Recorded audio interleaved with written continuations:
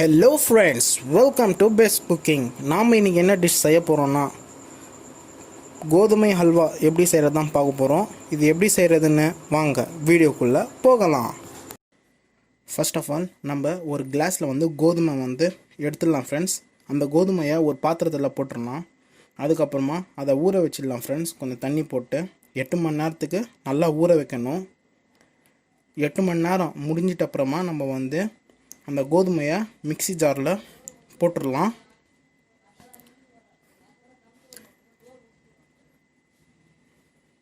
Mixie ஜாரில் போட்டாச்சு. நம்ம நல்லா அரைச்சிடலாம். கொஞ்சம் தண்ணி ஆட் பண்ணிடலாம் ஃப்ரெண்ட்ஸ். கொஞ்சம் தண்ணி ஆட் பண்ணியாச்சு.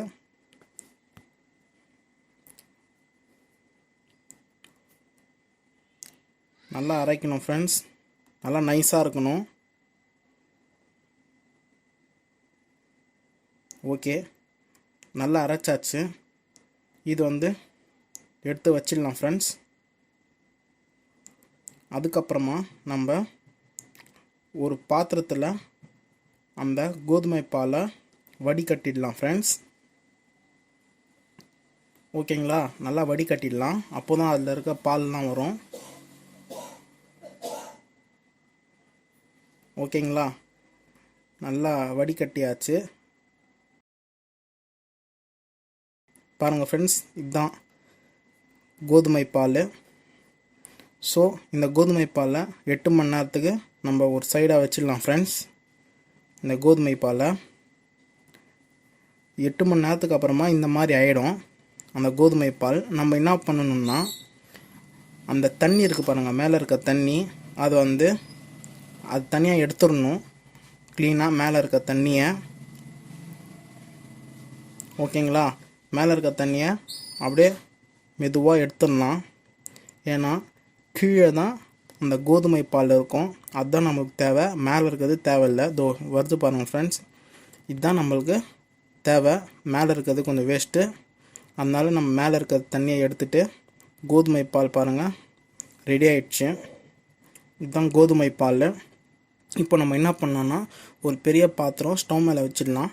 அது நல்லா சூடாயிட்ட அப்புறமா நம்ம அந்த கோதுமை பால் போட்டுடலாம் ஃப்ரெண்ட்ஸ். ஸ்லோவாக வச்சு இது பண்ணுங்கள், ஃபாஸ்ட்டெல்லாம் வேணாம். ஸ்டவ் நல்லா ஸ்லோவாக வச்சு பண்ணணும். இந்த மாதிரி கிண்ணினே இருக்கணும். நான் 2 கிளாஸ் கோதுமை பால் போட்டிருக்கேன். ஏன்னா அடி பிடிக்காத மாதிரி நல்லா கிண்ணினே இருக்கணும். அதுதான் முக்கியம். இந்த மாதிரி அடி பிடிச்சிடும் ஃப்ரெண்ட்ஸ். நல்லா கிண்ணினே இருக்கணும் அடியிலேருந்து. அதுக்கப்புறமா நான் என்ன பண்ணுறேன்னா, ஒரு கிளாஸ் சர்க்கரை ஆட் பண்ணிடுறேன். நம்ம எவ்வளோ கிளாஸ் பால் போட்டோமோ அவ்வளோ கிளாஸு நம்ம சர்க்கரை போட்டே ஆக வேண்டும். பாருங்கள், நல்லா அடி பிடிக்காத மாதிரி பண்ணணும் ஃப்ரெண்ட்ஸ். ஸ்லோவாக வச்சு பண்ணுங்கள். அதுக்கப்புறம் இந்த மாதிரி ஆகிடும். அதுக்கப்புறம் நம்ம என்ன பண்ணணும்னா, தேவையான அளவு நெய் ஆட் பண்ணிடலாம். நெய் ஆட் பண்ணி அது நல்லா மிக்ஸ் பண்ணிடலாம் ஃப்ரெண்ட்ஸ். பாருங்கள், இந்த மாதிரி நல்லா மிக்ஸ் பண்ணிக்கோங்க. கொஞ்சம் லைட்டாக அடி பிடிச்சதும் தான். ஸோ நம்ம எவ்வளோ முடியுமோ அவ்வளோ அவாய்ட் பண்ணணும்.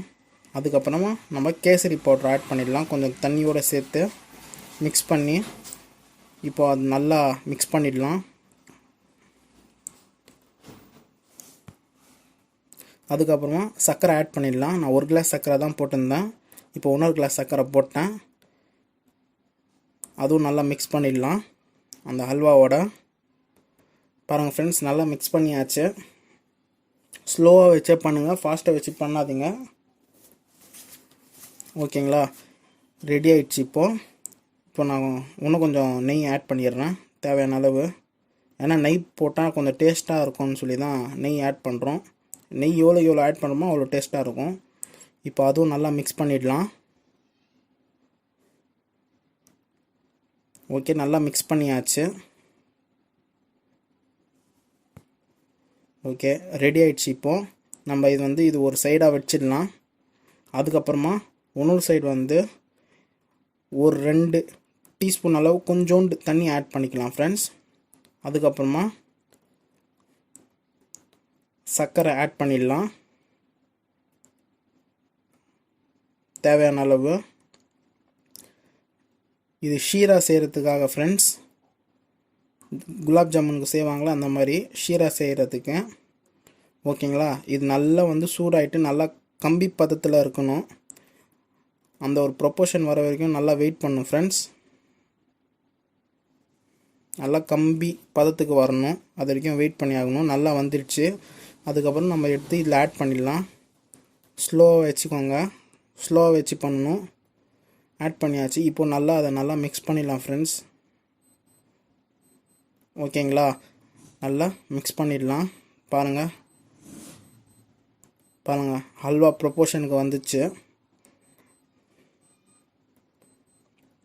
ஓகேங்களா, ஹல்வா ரெடி. இது எடுத்து நம்ம சர்வ் பண்ணோம்னா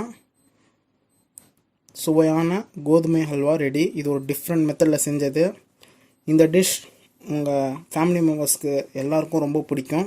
இது ஒரு டிஃப்ரெண்ட் மெத்தடில் செஞ்சது. இந்த டிஷ் உங்களுக்கு பிடிச்சிருந்தா பெஸ்ட்டு குக்கிங்க்கு லைக் பண்ணுங்கள், ஷேர் பண்ணுங்கள், மறக்காமல் சப்ஸ்கிரைப் பண்ணுங்கள்.